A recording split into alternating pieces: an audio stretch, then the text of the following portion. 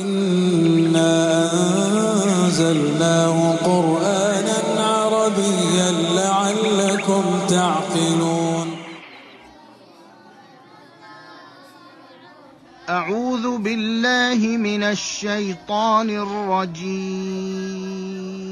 وآية لهم الأرض الميتة أحييناها وأخرجنا منها حبا فمنه يأكلون وجعلنا فيها جنات من نخيل وأعناب وفجرنا فيها من العيون ليأكلوا من ثمره وما عملته أيديهم أفلا يشكرون.